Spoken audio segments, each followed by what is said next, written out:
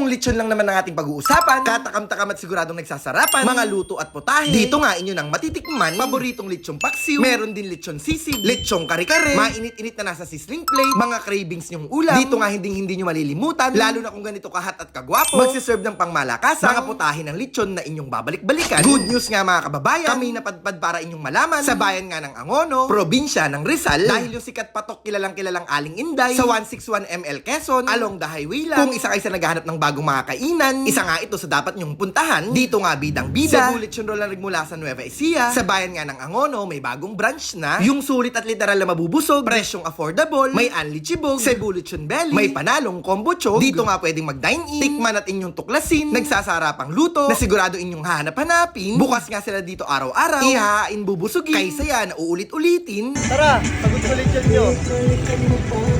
Sa Aling Inday Cebu Lechon Roll, tara tangkilikin.